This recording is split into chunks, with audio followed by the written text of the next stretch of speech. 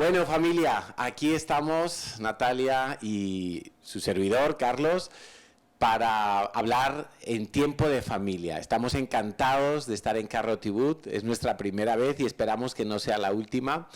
Y queremos que este sea un tiempo especial para que las familias encuentren pautas, consejos y consejos bíblicos para poder mejorar nuestra calidad de familia.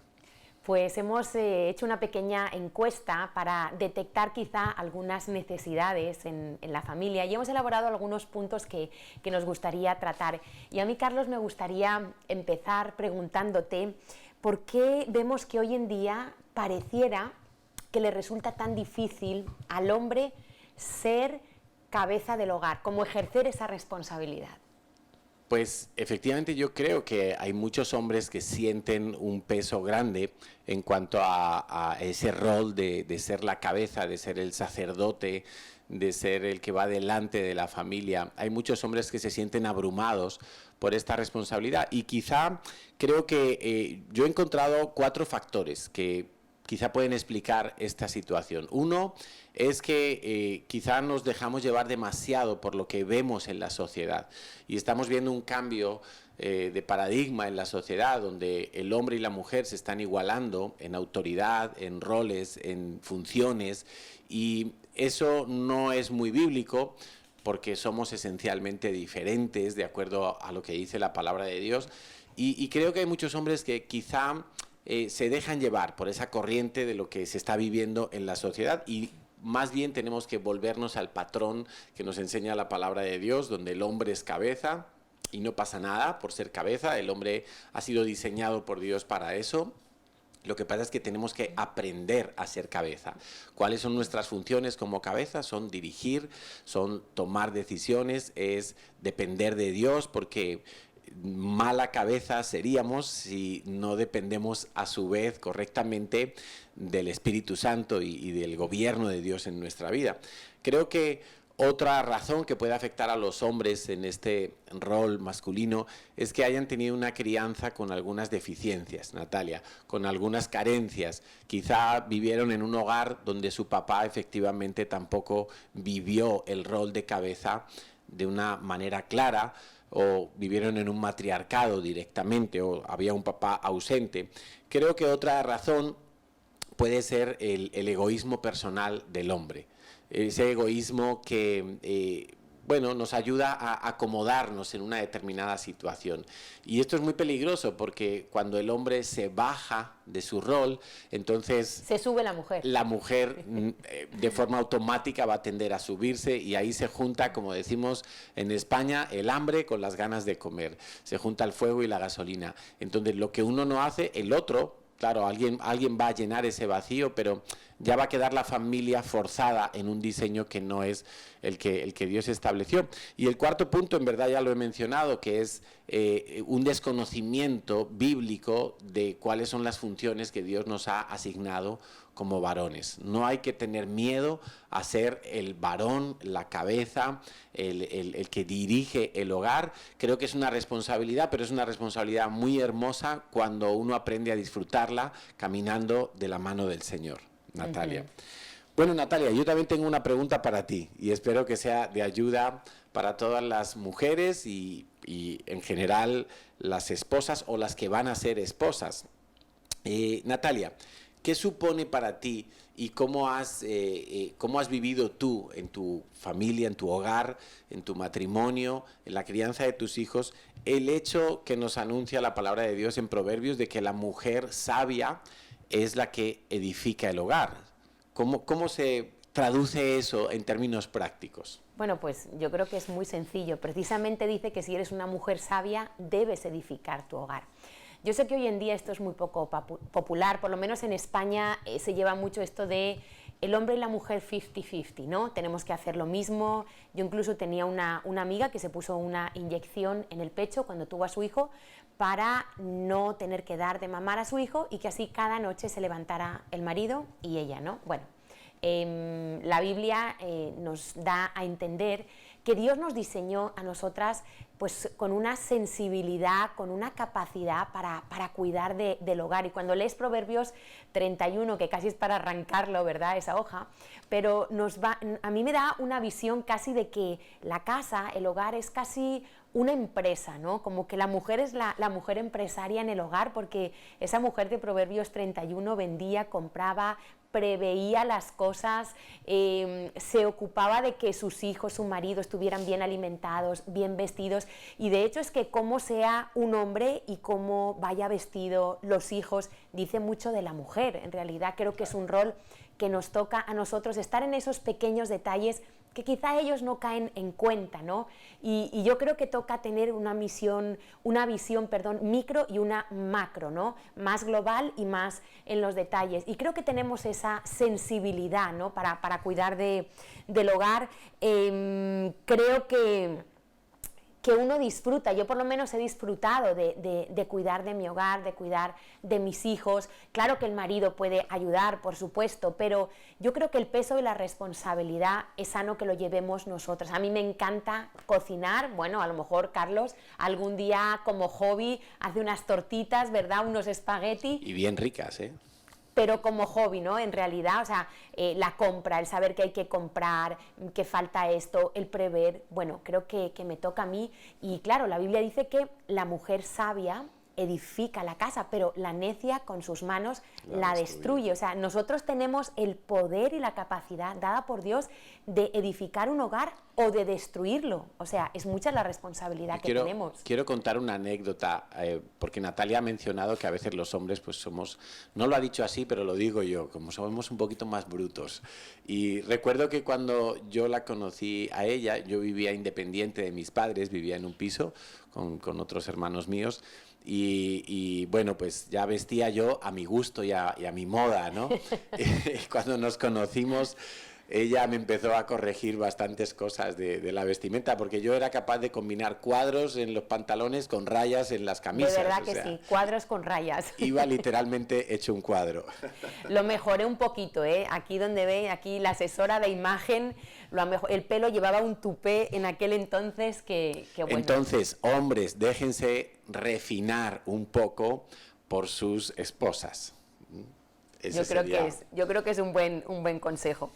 Y Carlos, ¿por qué crees que en los hogares a los jóvenes les cuesta tanto hablar de sexualidad con los papás?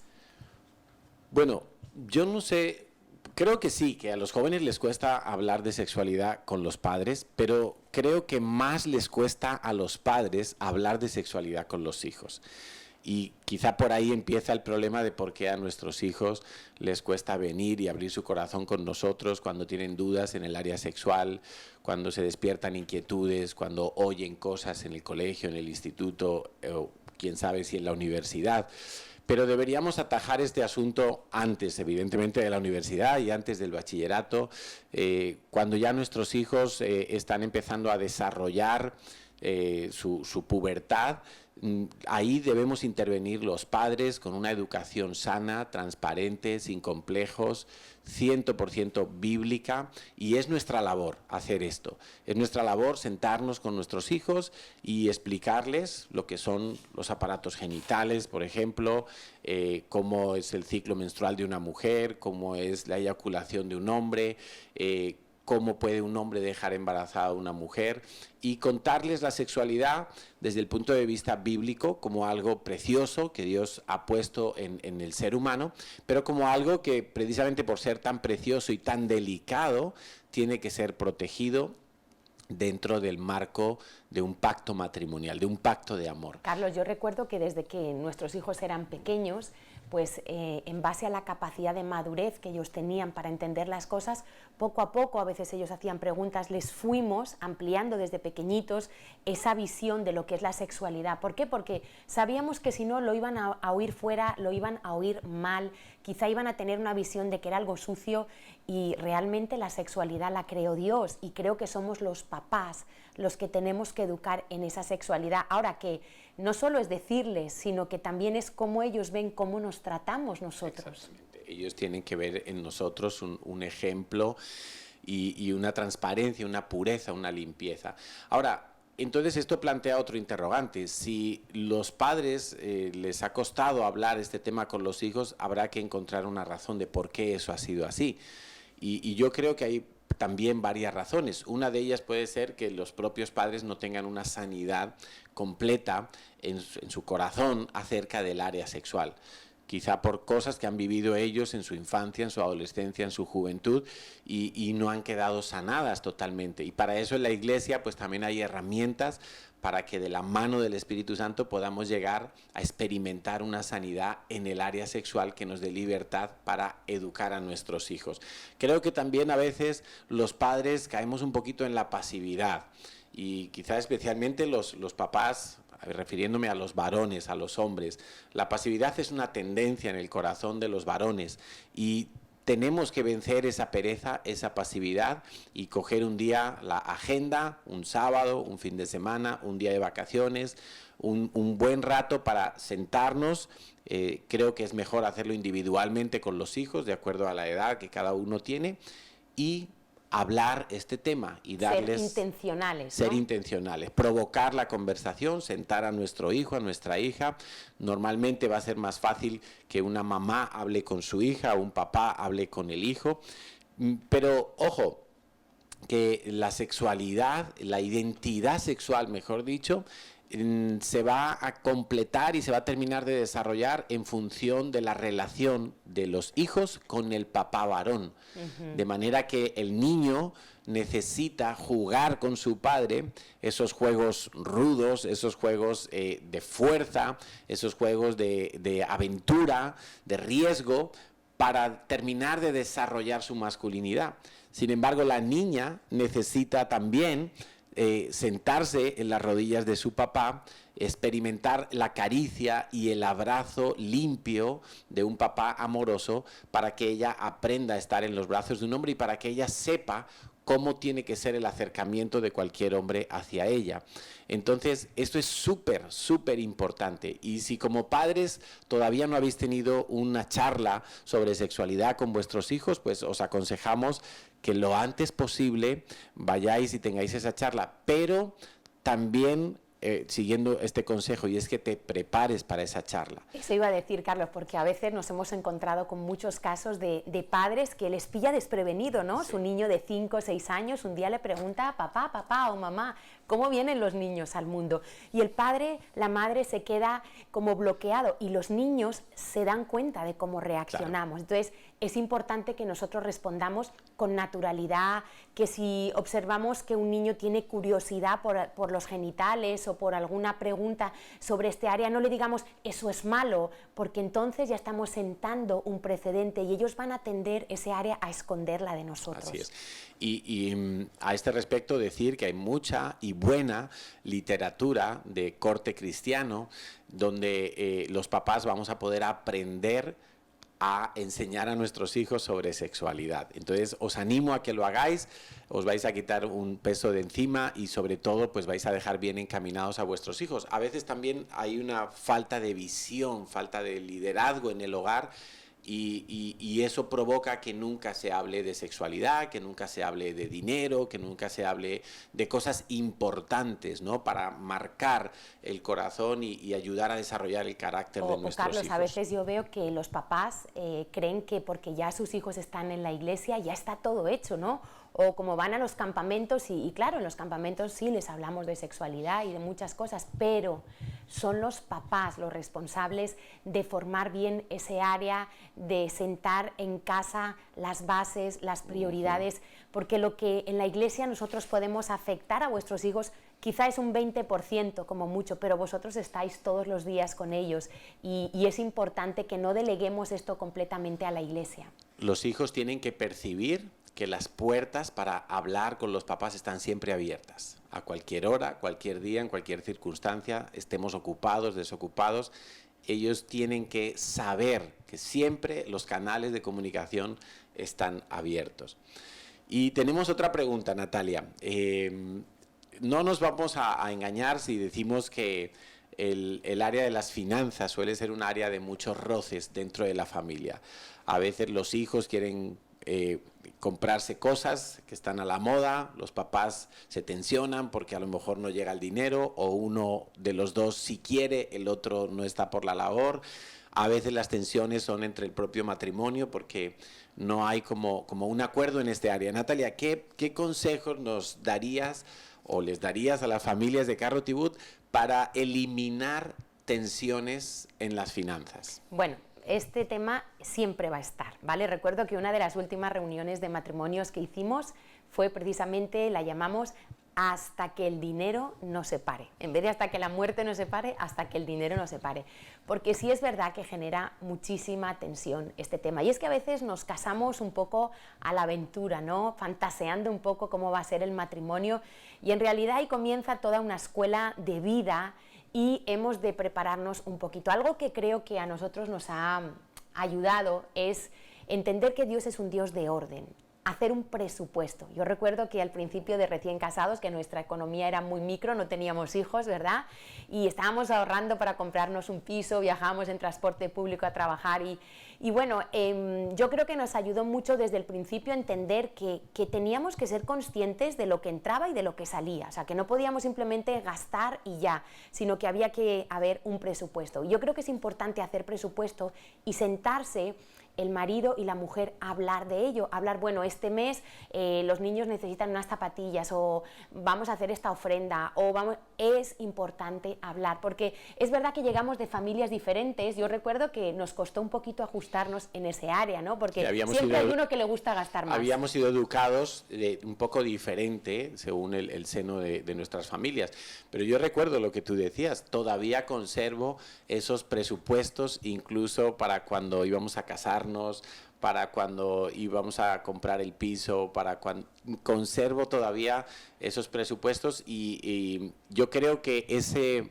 cuidado para mantener un orden y que nosotros organicemos nuestra vida y no que nos la organice el dinero a nosotros, pues eso nos ha ayudado, por ejemplo, a estar libres de deudas, nos ha ayudado a dormir más tranquilos. Eso es importante tenerlo en cuenta y sobre todo estar de acuerdo, ¿no? Porque a veces las mujeres que tendemos a ser aquí entre nosotras un poquito más caprichosas, ¿verdad? Podemos cometer el error de manipular a nuestro esposo hasta que de tanto, como dice la Biblia, esa gotera, tin, tin, el marido dice, sí, cómpratelo, cómpralo, ¿no? Entonces, pues es importante que para todo oremos, ¿no? Hay que diferenciar entre necesidades y caprichos. Muchas veces tenemos un lenguaje necesito, por favor, en verdad necesitar, es mejor decir me apetece, comprarme un bolso de color verde, ¿no? Porque tengo rojo y azul, pero no tengo verde. Ahora, Natalia, yo tengo una pregunta extra. Y esto es un poco para aprender el código del lenguaje de las mujeres. Cuando una mujer pasa por delante de un escaparate, están en un centro comercial paseando y dice, ay, mira, qué zapatos tan bonitos. Está diciendo, ¿eso qué significa? Está diciendo, cómpramelos. Están oyendo, ¿verdad? Hombres, tomen nota porque esto es un decodificador especial para los matrimonios. Cuando la mujer dice, qué bonito, no está diciendo solamente qué bonito. El hombre a lo mejor sí dice qué bonito y ya luego mira para otro lado y se olvidó de aquello tan bonito. Ellas están queriendo decir algo más. Está diciendo, me encantaría comprármelo, ¿no? Y si me lo compras ahora, mejor. Entonces... Espero que no me odien los hombres por esta charla en familia. Entonces, bueno, yo creo que como hay cosas que requieren tiempo, ¿no? Y en la pareja hay cosas que requieren tiempo para adaptarse y una de ellas es las finanzas, ¿no?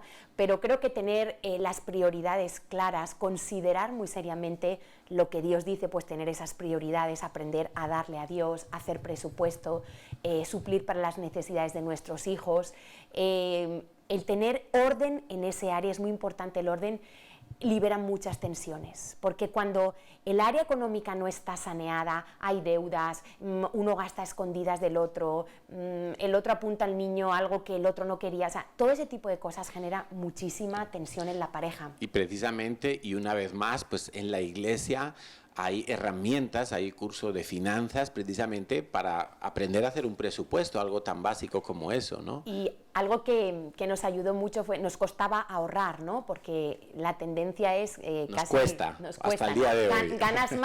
Ganas más y gastas más, ¿no? Entonces, el problema no es un problema de dinero, es un problema del corazón, en realidad, todo lo que tiene que ver con el dinero, porque cuanto más ganamos, más gastamos.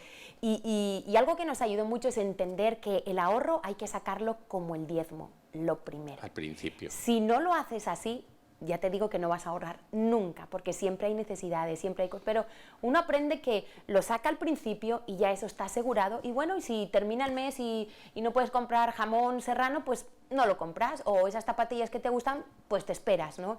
Y aprendes como a vivir sujeta a un presupuesto, y eso ayuda mucho, y es que en realidad el cómo estamos con las finanzas revela mucho cómo estamos con Dios, siempre hay una correlación directa.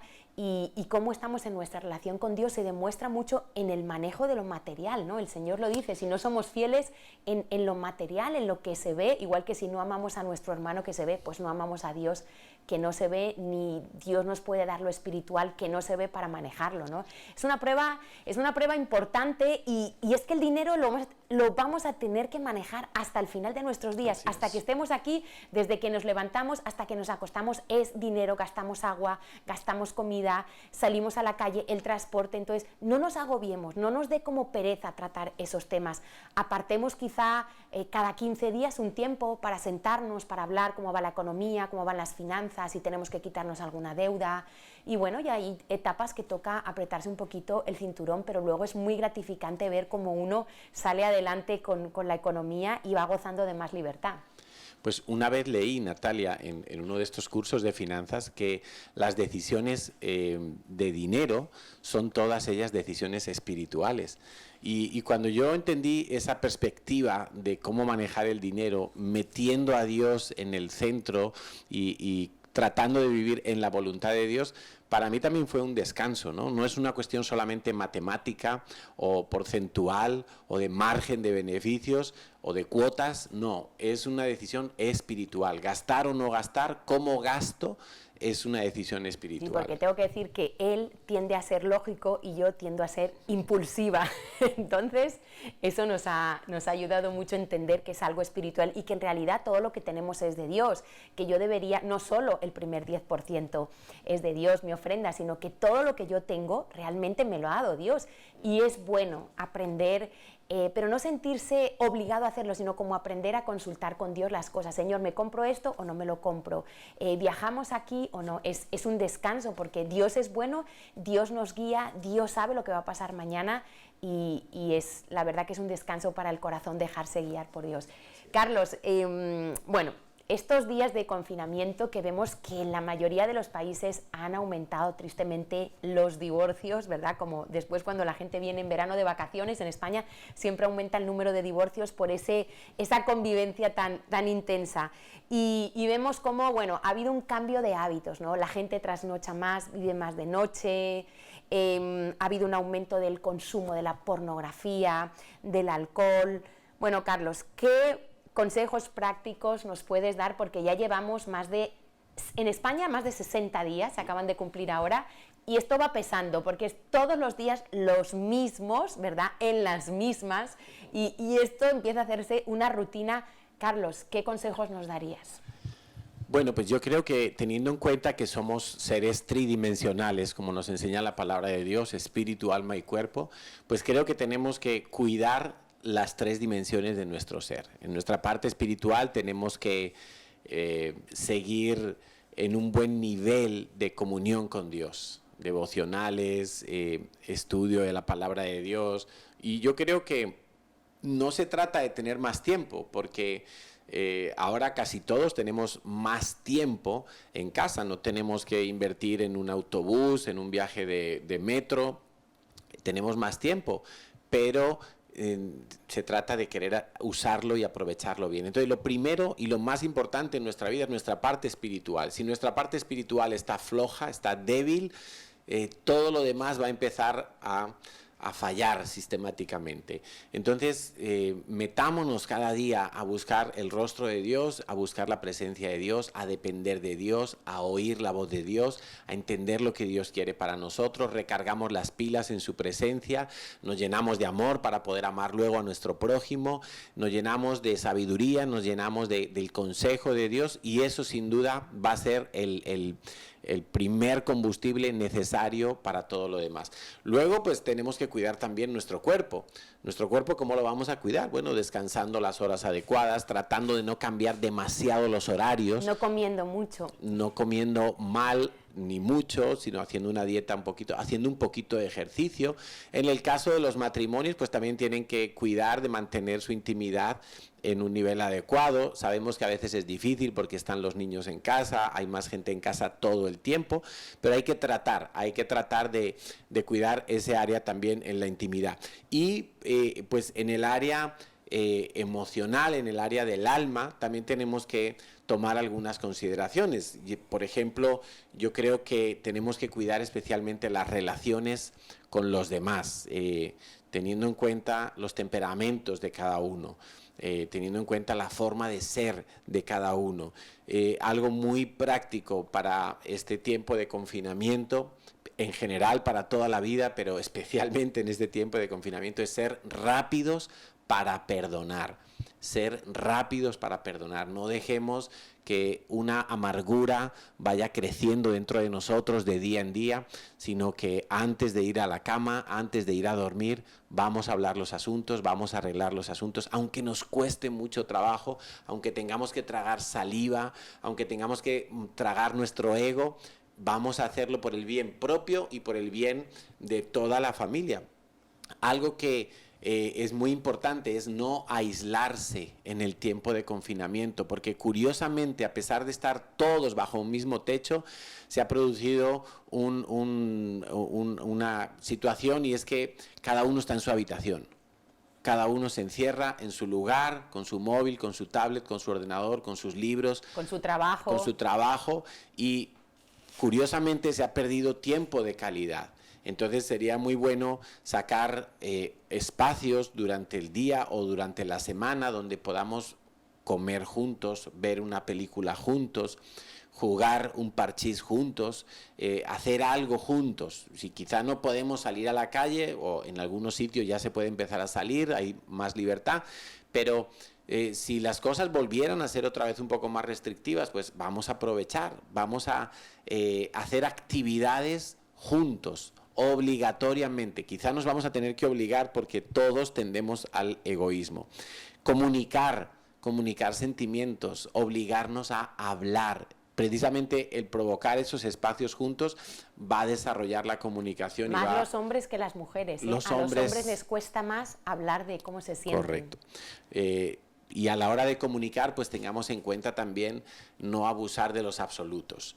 Los típicos, es que tú nunca, es que yo siempre, es que todo, nada, siempre, nunca, todas esas cosas que son absolutos no suelen ayudar a clarificar las cosas, sino que suelen más bien polarizar las cosas y distanciarnos. Entonces, tratemos de ser comedidos en nuestra forma de hablar, de decir las cosas, pero comuniquemos, hablemos.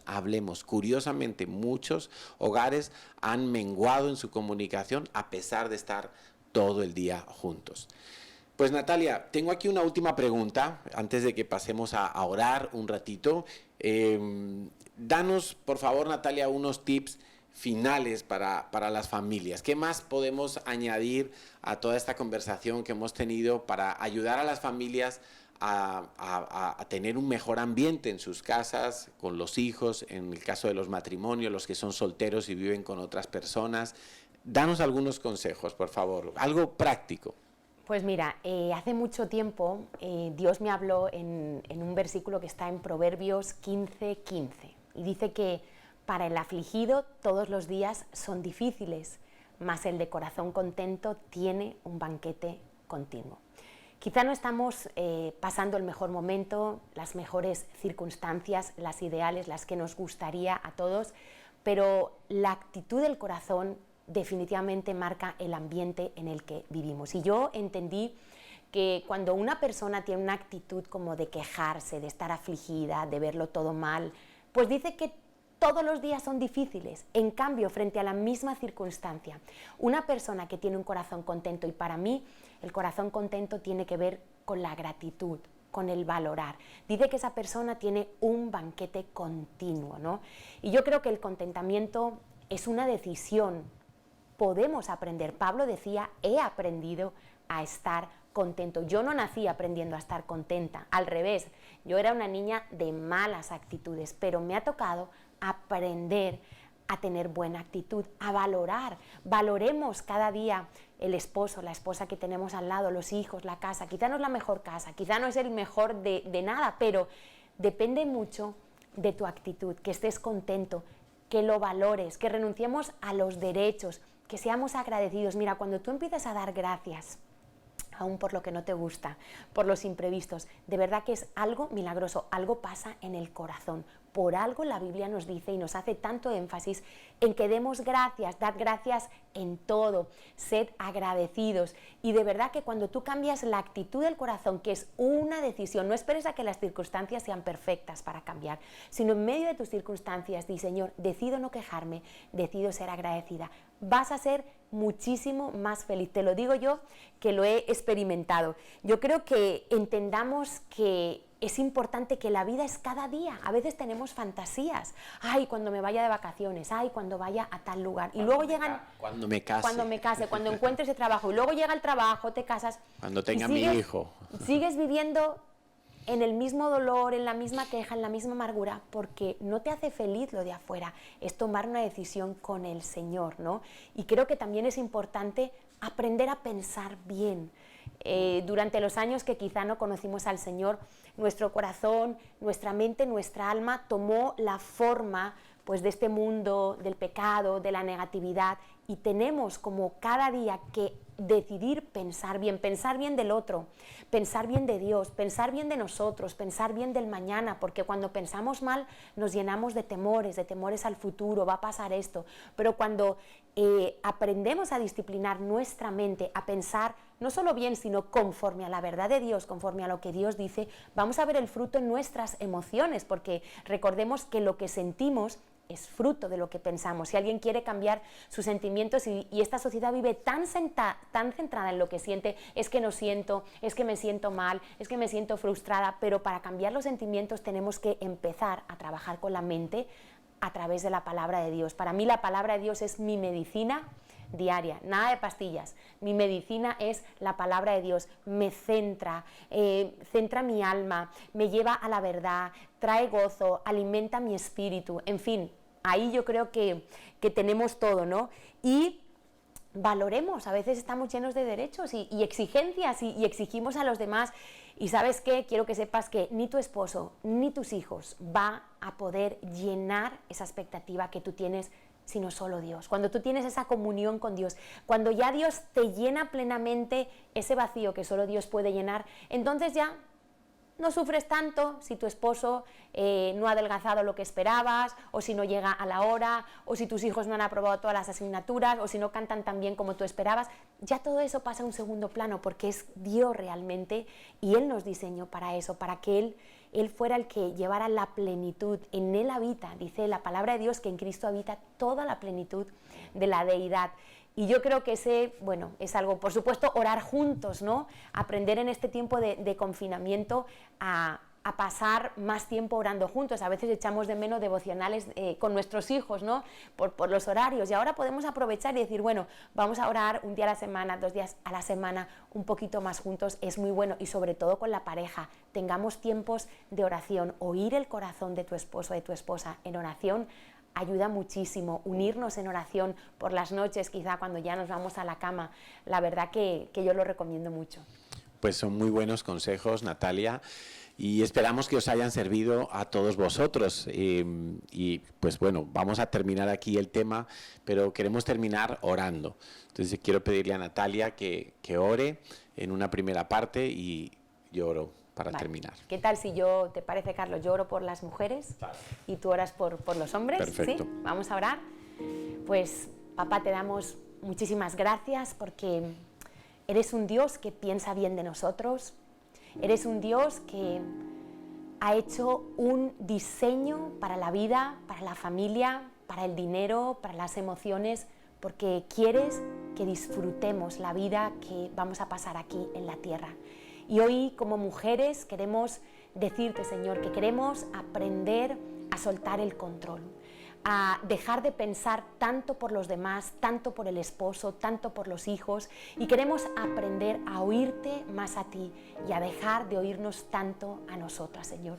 Muchas veces somos sabias en nuestra propia opinión, muchas veces por ese anhelo que tenemos aún en el hogar de servir, de hacer las cosas, pero a veces atropellamos a los demás, y hoy queremos pedirte perdón, Señor, pedirte que tú nos enseñes a ser esas mujeres sabias que edifican el hogar, que amemos tu diseño, que amemos las tareas que tú nos has dado en casa, que amemos el atender a nuestros hijos, a nuestro esposo, que disfrutemos, que veamos el hogar como tú lo ves, Señor, como esa empresa que a veces requiere detalles pequeños y a veces cosas grandes de visión macro. Y hoy queremos amar tu diseño, Señor. Hoy queremos decirte gracias, gracias porque desnudas vinimos a este mundo y todo lo que hoy tenemos nos lo has dado tú, Señor. Danos un corazón agradecido, Señor, que miremos a nuestros esposos y a nuestros hijos a través de tu amor, que los aceptemos, Señor, con sus defectos, con sus debilidades, que los ayudemos a mejorar, a desarrollar el carácter de Jesús. Llénanos de esa gracia, Señor, porque nos has dado un poder, una autoridad grande en el hogar como madres y como esposas, y queremos usar bien, Señor, esa capacidad. Queremos ser de las que edifican el hogar, y hoy te pedimos que formes primeramente en nosotras ese carácter de Jesús, que nos enseñes a dejarnos moldear, a dejarnos guiar por tu Espíritu, a sujetarnos a ti, a sujetarnos a nuestros esposos, porque entonces es que nos va a ir bien. Por eso, gracias, Espíritu Santo, por otra oportunidad más, por hablarnos hoy a nuestro corazón. Tú eres el que quiere llenar nuestros vacíos, nuestros faltantes, nuestras necesidades más profundas. Solo tú lo puedes llenar, porque tu amor es en 4 dimensiones. Es la altura, la anchura, la longitud y la profundidad de tu amor lo que necesitamos entender y experimentar cada día. Bendecimos a nuestros esposos, a nuestros hijos, bendecimos el hogar que nos has dado, bendecimos la iglesia donde nos has puesto, y te damos muchas gracias, Señor, por el rol que nos toca, que sepamos llevarlo, y no solo llevarlo, sino disfrutarlo contigo y ser agradecidas. Gracias, Jesús. Bueno, pues yo quiero orar por los hombres, por los varones, y si tú estás ahí, no importa la edad que tengas, si eres un niño, si eres un joven, si eres un adulto, quiero pedirte que pongas tu mano en el corazón, tu mano derecha en el corazón, Señor, y queremos presentarnos delante de ti como hombres que aman tu presencia, que aman tu casa y que aman, Señor, lo que tú nos has concedido. Padre, para muchos quizá ha sido difícil ser la cabeza del hogar, ha sido una misión complicada, compleja, ha habido temores, ha habido desconocimiento, ha habido, Señor, pereza, pasividad, pero hoy venimos a rendirnos delante de ti para pedirte que tú nos ayudes, Señor. No queremos evadir la responsabilidad que tú nos has dado, o aún la que un día tendremos cuando los niños, los jóvenes lleguen a casarse. Señor, queremos clamarte que tú nos ayudes en esta responsabilidad, para ser padres, para ser cabeza del hogar, para ser esposos, para ser sacerdotes en nuestra casa, para tomar autoridad delegada del cielo, para ejercerla con amor y con temor de Dios en nuestros hogares, eliminando todo sesgo de autoritarismo, eliminando de nuestros corazones, Señor, todo sesgo de pasividad, todo sesgo de pereza, en el nombre de Jesús, Señor, y tomando la posición de gobierno que tú nos has dado. Sí es en verdad, Padre, una gran responsabilidad, es una enorme responsabilidad porque nos has puesto a cargo de esposa, de hijos, nos has puesto a cargo de las decisiones más importantes del hogar. Señor, pero tú también has prometido que nos darás sabiduría, tú también has prometido en tu palabra que la obra que un día comenzaste, tú la vas a perfeccionar, tú mismo la vas a completar hasta el día de nuestro Señor Jesucristo. Y en esa confianza queremos caminar, en esa confianza queremos queremos asumir los riesgos, Señor, sabiendo que la fe es la certeza de lo que se espera, Señor. Y si nosotros tomamos decisiones de fe, decisiones que pretenden agradarte primero de todo a ti, Señor, sabemos que tú respaldarás esas decisiones, que no caerán en saco roto, Señor, sino que tú las vas a prosperar. Señor, como cabezas del hogar, queremos bendecir a todos los que dependen de nosotros. Queremos bendecir a nuestra esposa, queremos bendecir a nuestros hijos, pero también si tú eres joven, bendice a tus padres, bendice a tus progenitores, Señor, y queremos clamarte por la bendición completa para nuestros hogares. Queremos pedirte, Dios Todopoderoso, que tú seas el centro absolutamente de todo lo que se vive en nuestras familias. Queremos adorarte juntos, queremos estudiar la palabra juntos, queremos esperar tu regreso, Señor Jesús, juntos. Queremos buscar todos los días tu presencia, Señor. Y si hay un lugar especial en nuestro hogar, queremos que tú estés en él. Si hay un lugar más alto, Señor, y más digno en nuestros hogares, queremos, Jesús, que tú estés en él.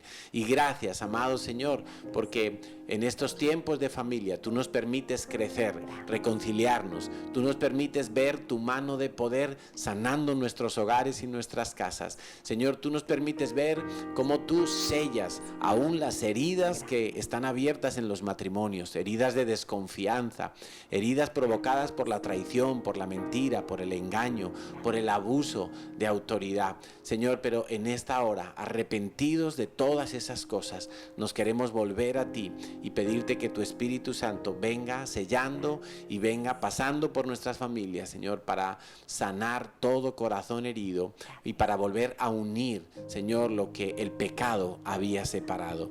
Gracias, Dios, por tu fidelidad y por tu amor, y gracias por tu inmensa paciencia con nosotros, Señor. Nos quedamos en tu presencia y te agradecemos mucho, Señor, por este campamento. En el nombre de Jesús, amén. Amén. Pues familias, que el Señor os bendiga. Un beso para todos. Bueno, muchísimas gracias, Andy y David, por habernos invitado. Estamos encantados y disfrutando aquí con todos vosotros. Que el Señor os bendiga. Adiós.